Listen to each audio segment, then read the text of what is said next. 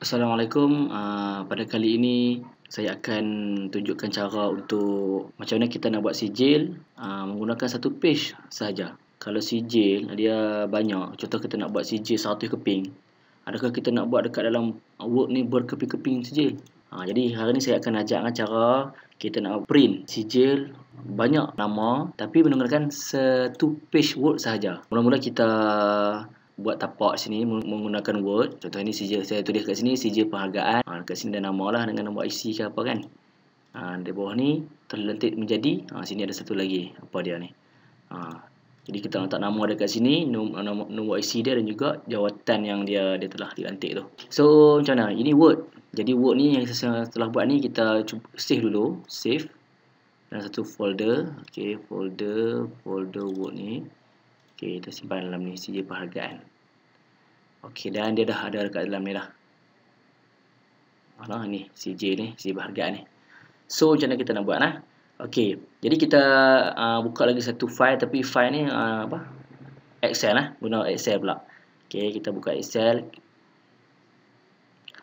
Okey, dalam Excel ni kita buat tulislah kat sini nama. Okey, lepas tu sini IC dia. Okey, lepas tu di sini kita tulis dia punya jawatan dia.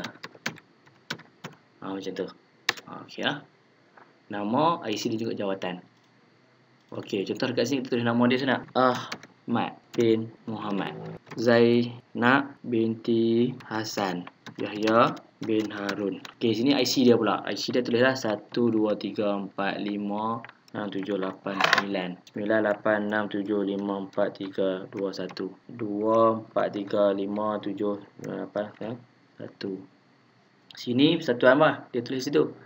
Contoh kita kata kat sini jawatan dia Ketua Kelab Bahasa Arab. Ni pula Ketua Pengawas. Sini pula Ketua Kelas. Ini sebagai contoh lah, no? Ketua Kelas. Ini contoh, sebagai contoh ada 3 kat sini. Kalau kamu buat banyak nanti kamu letak banyak lah kat sini. Kan apa-apa sini beratus-ratus pun tak kisahlah. Jadi saya cuba contoh 3 saja. Okey, so kita save apa yang kita dah buat ni, nama, IC dan jawatan. Okey, so kita save. Di mana, di desktop dan juga di dalam Word ni tadi. Apalah tu save apa-apa jelah nama. Kat sini book 1 lah. Okey, save. Okey, so kita pangkah lah. Kita tak guna lah. Okey, so sekarang dalam folder ni ada satu Word dan satu Excel. Dan kita nak masukkan nama ni ke dalam ini. Ke dalam Word ni. Okey, so kita buka balik yang sijil penghargaan yang kita buat mula-mula tadi. Tapak tadi. Kita buka balik. Okey, ni ada kan. So macam mana cara dia untuk kita linkkan banyak di sini. So cara dia kita klik dekat tempat yang kita nak letak tu. Contoh kat sini nama. Kita letak situ. Kita ambil dekat sini atas ni. Mailing. Dan kita ambil select recipients. Use existing list. Ambil sini. So kita pergi kat desktop tadi, kat Word tadi, kita ambil lah yang Excel tadi tu, daripada Word tadi ke Excel. Klik sini dan kita open. Kita ambil yang pertama lah, sheet yang pertama dalam Excel tu. Okey, sekarang dia dah ada kat sini. Kemudian anda insert merge field ni. Tengok ni ada nama nak buat yang kita buat tadi, nama, IC, jawatan. So anda letak nama dekat sini kan. So anda klik nama kat sini. Nama, nampak dia naik nama. Bawah ni pula IC. Okey. Kemudian bawah ni jawatan. Dan kena itulah nama, IC, jawatan.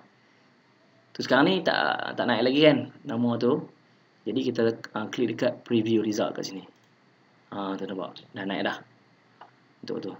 Okey, ni untuk nama yang pertama lah, yang first kali tadi, Ahmad bin Muhammad. Ini dia punya IC dia dan juga dia Ketua Kelab Bahasa Arab. Contohlah. So kat sini dia adalah page yang pertama dalam tu. So kita tekan ni untuk page yang kedua pula. Kita tekan lah. Bila tekan ni dia akan berubah lah nama kat sini. Kita tekan nombor 2. Nampak nombor 2 Zainab bin Hasan, Ketua Pengawas. Kita tekan nombor 3. Yahya bin Harun. Ini IC dia dan dia Ketua Kelas. Nampak.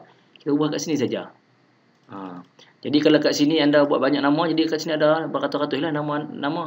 Dengan menggunakan satu page sahaja dalam Word. Kan senang kan? Tengok saya tekan. 1, 2. 1, 2. Yang penting kita buat tapak, kita masukkan nama-nama tu, isi dia punya maklumat tu dalam Excel tadi tu. So macam mana kita nak print? Dah siap semua dah ni kita punya design. Kita nak print, kita finish and merge ni. Finish, kita print dokumen lah, dokumen.